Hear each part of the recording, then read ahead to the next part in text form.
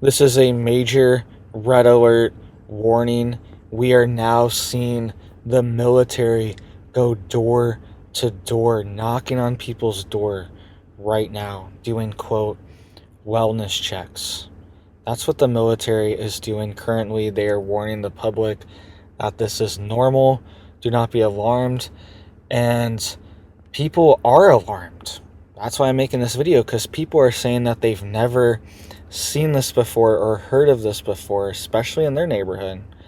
Never seen this. And the military is going to be on the streets just hanging out and also going door to door, knocking on people's door, doing, quote, wellness checks for days.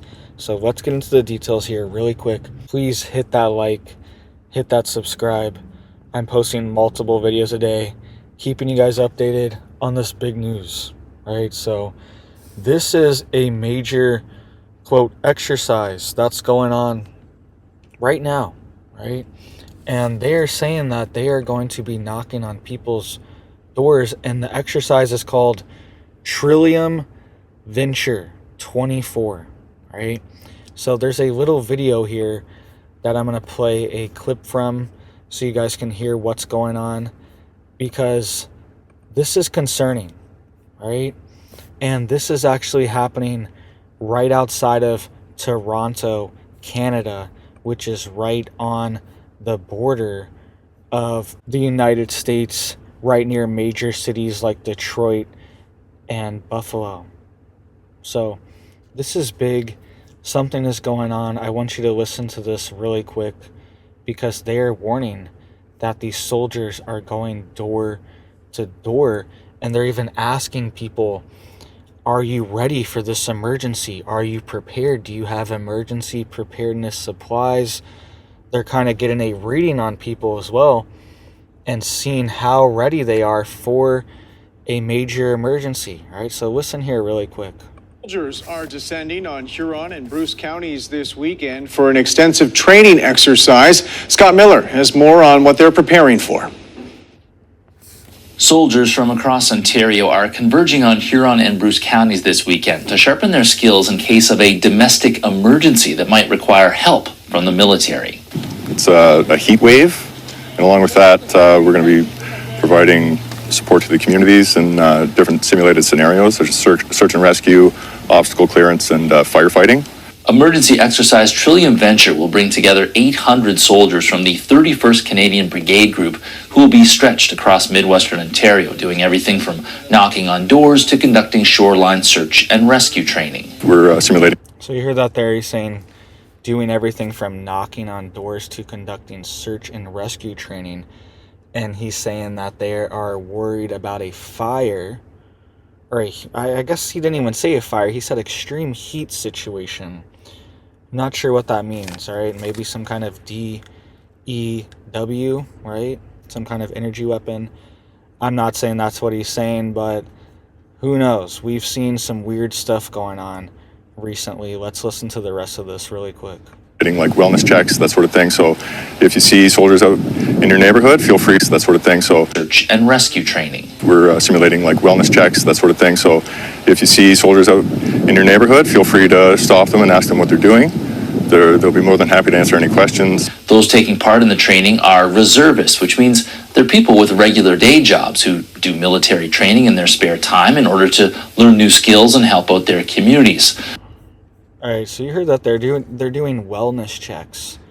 800 soldiers, right, are being deployed around Toronto to do door-to-door wellness check exercise. All right, so something is going on. This is currently happening from May 3rd to May 5th. People have been getting the military knocking on their door all weekend, and they're simulating a, quote, extreme heat scenario. And we've seen these crazy fires in Canada. Canada's been burning to the ground the past few years. All right, I was out west 6 months ago when these fires were really bad in Montana, Canada, all over last fall, and it was insane, the amount of smoke and the chemical smells, all the stuff that was going on up there. There's a bunch of stuff going on in Canada, And it really doesn't make sense. Canada's one of the most wet and most lush places on Earth, right? These are really wet, dense forests that get a ton of snow and precipitation. And for some reason, they keep burning to the ground. All right, so be on the lookout. I'm not sure if you should answer your door. All right, it says soldiers and police knocking on people's door to perform, quote, wellness checks. All right, so I don't know. All right, I'm sure they'll be nice. I'm sure it's not like the individual soldiers and police that have any preemptive knowledge of anything going on. All right, I'm sure they would be extremely nice and respectful and helpful. But it's weird. It's weird that they are normalizing this to be like, hey, soldiers just knock on your door now, and police do too. And this is right here, right? This is right here on the edge of America, so this could affect us too. The fact that they're preparing for this here, it's just weird, because normally these fires are like way out here. They're normally in like BC, out here, like North BC. Okay, that's where the fires normally are northern Saskatchewan or Alberta or something like that, where there's not a ton of people living and it's not that close to the U.S., right? But this is right here on the border, right near a lot of major metropolitan areas. We could see spillover into the United States. We could see the same thing happening in the U.S. soon. We could see soldiers running these drills, and they have been running these drills actually all over the place in New York, in New Jersey, in Virginia. The past month I've been documenting these major drills that the National Guard has been running for CBRN events, chemical, biological, radiological, nuclear events. They're preparing. They have the full hazmat gear on when they're getting ready. And also in New York as well, a couple weeks ago, there were U.S. Air Force med trucks that were seen in a Walmart parking lot. All right, do you remember that video? A couple weeks ago now, there were 5 U.S. Air Force med trucks that were recorded in a Walmart parking lot, and they said that they were doing simulation and training exercises for a mass casualty event. All right, that's what they were saying. And they had these med trucks out and everything to deal with a lot of people being hurt or worse. We could see something happen in this region. They've been doing a lot of training, a lot of simulations in this area. Although they are militarily trained, no one will be carrying or using any weapons as part of this training exercise. And they all come from all different walks of life, and some of them are doing this full-time, some of them part-time. They're just coming out and seeing how they can contribute and make a difference in the community. Now, this exercise runs through the entirety of Saturday and throughout most of Sunday as well. So you'll see soldiers everywhere from Lion's Head all the way down to Hensel throughout the weekend. The emergency that we're simulating is something that is, it happens from time to time. I'm sure people remember the floods in Ottawa a few years ago. Domestic emergencies are a thing, and this type of training helps us map out the logistics of what it would take to respond to those type of emergencies. In Midwestern Ontario, Scott Miller, CTV News. All right, guys, so Soldiers are descending on. They're getting ready, and you should be getting ready too. You should be getting prepared too. Every time you see one of these simulations or drills, they do this a lot of times to move assets around, right? They do this because it would be weird, right? If we just, all right, we have all these military tents, 800 soldiers here walking around. So a lot of times they have to say it's a drill or an exercise to deploy personnel or move equipment around to certain areas, or else it would look strange, like what's going on over here. All right, so that's what happens sometimes. I'm not saying that's what's happening here. And it also should be a wake-up call for you as well, personally, that you should be preparing as well too. You should be getting ready to. They're spending a lot of money, resources, time, putting out all these messages in the news. All right, they're warning people. They're going to be knocking on the door. They're not doing this for no reason. All right, so you should be getting prepped. You should be getting ready. You really need to have an evacuation route, evacuation plan, right? Because apparently they're warning of a heat incident. I'm not even sure what that means, right? Because this is Toronto. It's not like it's the deep south, it's Florida or something, or Texas, and it's going to be 120 degrees.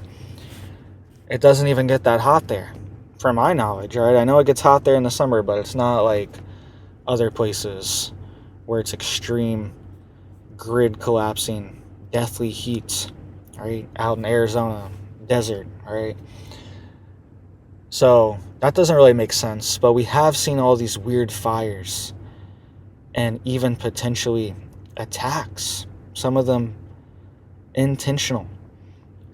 And we don't know where they're coming from, all right? Remember all these weird balloons that have entered our airspace. There's been like a dozen of them the past year that we know of, and I've reported on it like 3, 4, or 5 times, right? It's just I'm not going to report on every single balloon here, but it's happening a lot, all right? And these balloons could have deliverable weapon systems. They could drop things, right? They're at altitude. It's essentially kind of like a ICBM falling at terminal velocity, right? There's things like that. And then there's also, they could have potentially energy weapon systems on them too. Directed energy weapons could be mounted on things like balloons, drones, all these things that could enter our airspace undetected and be starting these attacks and these fires as well. All right, so make sure you're getting prepared. Make sure you're getting out of these major cities too, because if an event happens, that's most likely where the target is going to be. Because there's the most people there, it's going to affect the most people, would have maximum effect, and that's typically what they want from a major event like this, who's ever perpetrating it, right? And it's also going to be chaotic. People are going to lose it, right? The Royal Mounted Canadian Police, they warned just last month that they're worried that people are going to start riots and there's going to be civil unrest once people realize that they can't buy a house, can't buy a home, right? And another thing to think about too is that once these cities are destroyed, they might implement a 15-minute city on top of it, right? Maybe we could see something happen in Toronto and they say, look, this needs to be a lockdown 15-minute city to now be secure. This is already actually happening in another city in Canada. You can see here, this just happened recently. It says this Canadian town makes QR codes mandatory for visitors, right? So they're requiring you to have a QR code, and it's like a toll. Like the only way to get into the city is all toll roads pretty much, that you have to pay money and have a QR code on your phone to get there, right? And this is a remote city, but this is what they do. They test this stuff in small areas, small populations where people aren't really going to notice, or they can easily adapt it. They can just take over. It's not going to be much pushback. They own the government, city government there. It's easy to implement. And they tested here, and then it comes to bigger cities and bigger places. So if we do see an emergency in Toronto or around it, we could see something like this implemented in the aftermath of it, where it's like, all right, we need to keep the city safe, we need to lock it down, you have to have this QR code to enter or leave, right? So make sure you guys are getting prepared, make sure you're getting ready, make sure you have water, right? They're warning of some kind of heat event. I'm not sure what that means, so have water tanks, have water jugs. Even if you're in an apartment, have some water jugs, some gallon water jugs, 5-10 gallons at least, that you just have sitting there for an emergency that you don't touch.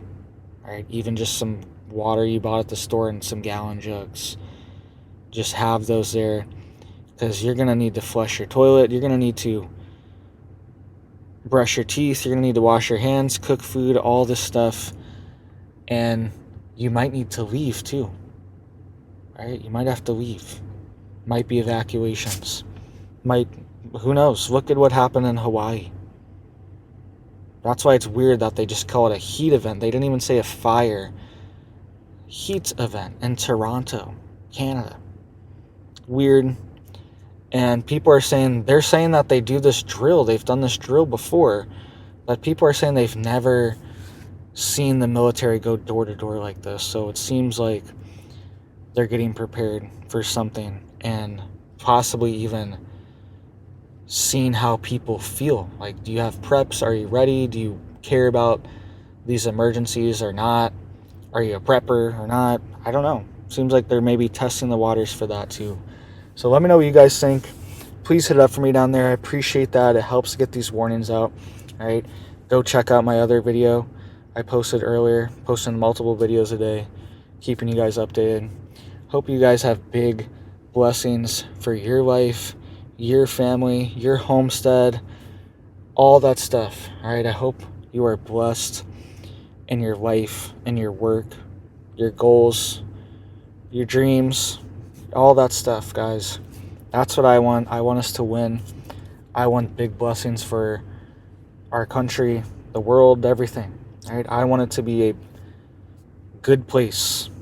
So just be ready, be prepared, keep chugging along, and just be ready. So if anything happens, we can keep moving. It's just business as usual for us.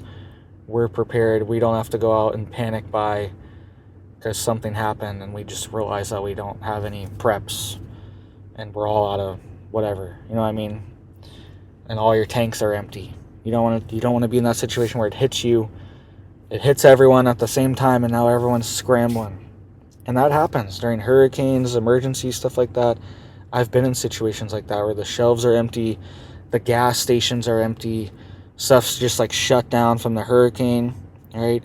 It's kind of an eerie feeling. It's kind of weird. And you kind of feel like I didn't get the stuff I needed, and there's just literally nothing I can do, right? This happened a few years ago. People were, I can't remember what hurricane it was in Florida, but people were leaving and getting stranded on the highway and running out of gas, and they were just riding out the hurricane in the middle of I-75 because they didn't have any gas, because they weren't prepared. They didn't fill up days before, and all the gas stations were just empty because everyone started panic buying. Everyone needed their tanks filled up and needed some food, water. All right, so just be prepared so you're at peace, and just be prepared. Don't be scared. All right, that's the motto of prepping here. So thank you guys. Hope you have big blessings, and I hope you have a big old blessed day.